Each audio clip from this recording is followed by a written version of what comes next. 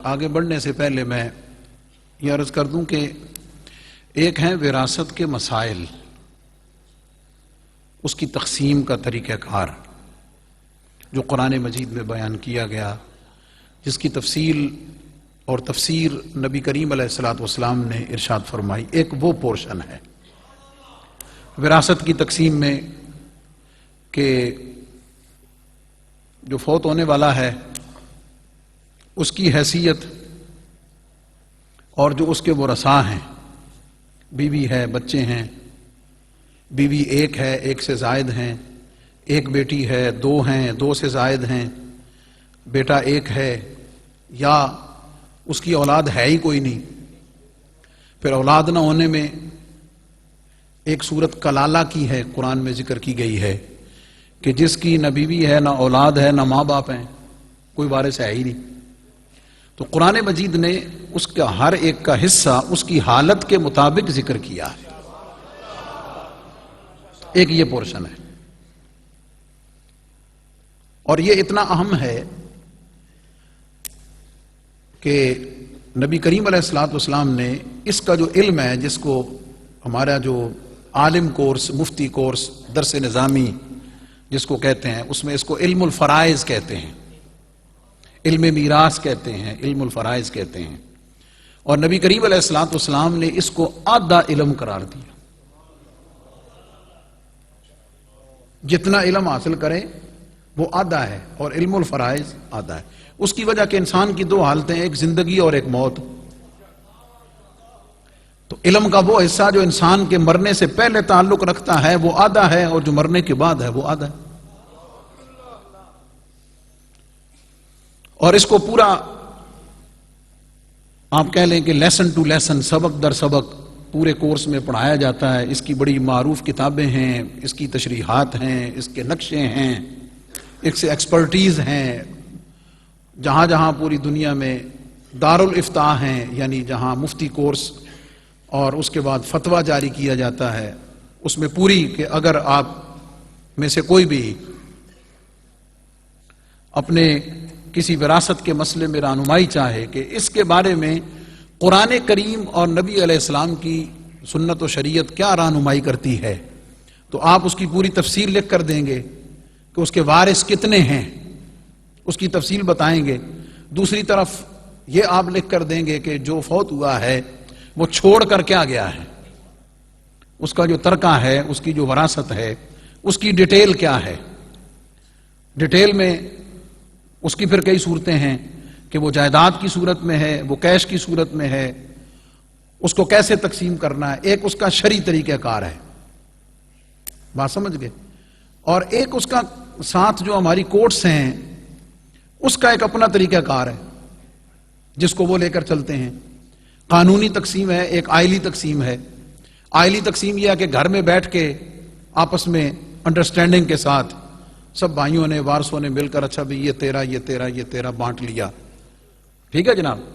اب وہ آپس میں تقسیم تو کر لیا ہوتا ہے، میں پوائنٹ آؤٹ کر رہا ہوں ایک چیز، یا تو اس کے اوپر تحریر کوئی نہیں لکھتے، اور اگر تحریر لکھ لیں تو پھر آگے اس تحریر کو قانونی طور پر کورٹ میں یا ریونیو ڈپارٹمنٹ میں چل کے اس کی پروسیڈنگ نہیں کرواتے، اور جیسے تقسیم ہوا ہے اس کے مطابق آگے ریکارڈ کو مینٹین نہیں کرتے۔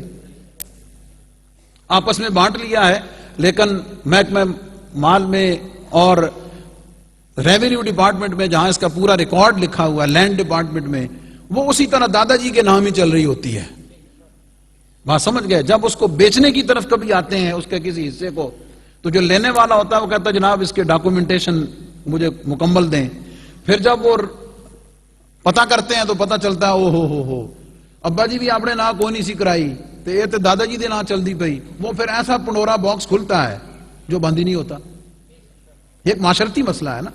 اس میں کیا سیکھنے والی ہے، توجہ والی بات وہ یہ ہے کہ جب آپ اس کو تقسیم کر لیں، آپس میں بھائی بہنیں جو بھی وارث تقسیم کر لیں، تو اس کو صرف اپنے حد تک نہ رکھیں، بلکہ اس کی جو لیگل پروسیڈنگ ہے، اس کے جو لیگل معاملات ہیں، قانونی جو ہیں، اس کو پٹواری کے پاس یا جہاں جہاں اس کا ریکارڈ ہے، سب رجسٹرار کے پاس ہے، ریونیو میں ہے، ایل ڈی اے میں، جہاں جہاں جو ڈپارٹمنٹ ہے اس کے اندر جا کر اس کو جو آپ نے حصہ لیا ہے اس کی قانونی کارروائی بھی پوری کر لیں. یہ توجہ دلانے والی. تو یہ تو اس کے مسائل ہیں. دوسری بات یہ ہے کہ اس وراثت اور جائیداد کے معاملات میں ہمارے معاشرے میں جو خرابیاں ہیں، جو غلط تصورات ہیں، غلط رسم و رواج ہیں، ایک وہ چیزیں ہیں. تو ظاہر ہے میں دونوں کو حسب موقع ساتھ ساتھ لے کے چل رہا ہوں. آئیے ذرا تھوڑا سا آپ کی اور توجہ چاہوں گا.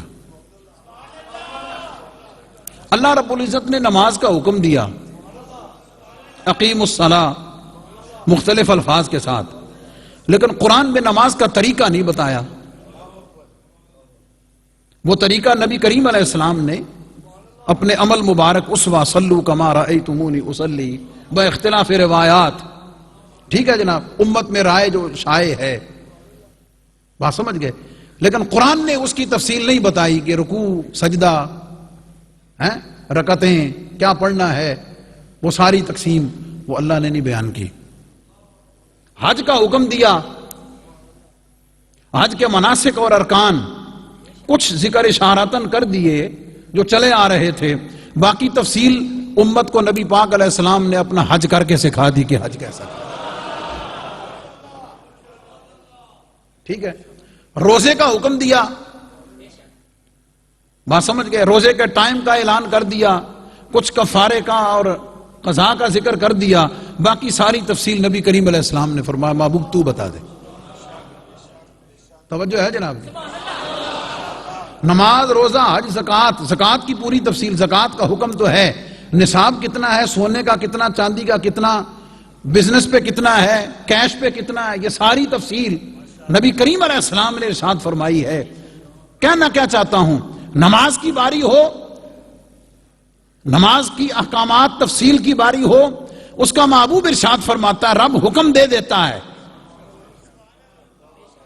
زکوٰۃ کی باری ہو، اللہ حکم دیتا ہے، تفصیل محبوب ارشاد کرتا ہے. حج کا حکم ہو، رب حکم دیتا ہے، تفصیل اللہ کا محبوب حج کر کے بتاتا ہے. یہ مسئلہ وراثت اور جائیداد کا اتنا امپورٹنٹ ہے، پہنچے نقطے پر، اتنا اہم ہے، اتنا ضروری ہے کہ اللہ رب العزت نے یہ نہیں فرمایا کہ فوت ہو جانے والے کی وراثت ہو تقسیم کر دو. میں نہ آؤ، اللہ کا قرآن تمہیں بتائے گا باپ کو کتنا ملنا ہے، ماں کو کتنا ملنا ہے، بھائی کو کتنا ملنا ہے، بیوی کو کتنا ملنا ہے، بیٹی، ان کی حالتیں جو میں نے ذکر کیا ہے. اللہ نے ایک ایک رشتہ، اس کی سچویشن، کنڈیشن ساری بتا کے فرمایا اس حال میں چھٹا ملے گا، اس حال میں آٹھواں ملے گا، اس حال میں آدھا ملے گا، اس حال میں جو بھی کیفیت ہے اللہ رب العزت نے قرآن میں خود بیان کی ہے.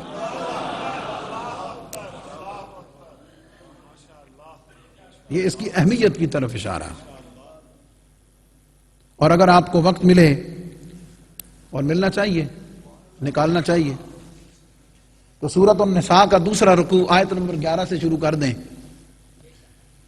جس کا میں نے دونوں خطبوں میں صرف پہلا لفظ تلاوت کیا ہے، صرف اس کا حصہ. بات سمجھ گئے؟ وہ پورا رکوع ہے، اس کی 2 آیتیں ہیں، اور سورت کے اختتام میں میں نے حوالہ دیا کلالہ کے بارے میں. یہ پورے کا پورا وہ نصاب ہے جو اللہ رب العزت نے قرآن میں خود ذکر کر کے بتا دیا ہے کہ مومنوں، ایمان والو، اس معاملے کو ایزی اور آسان مت لینا. اور میں تمہیں اللہ کا قرآن بتاتا ہے کہ کس کو کتنا ملنا ہے.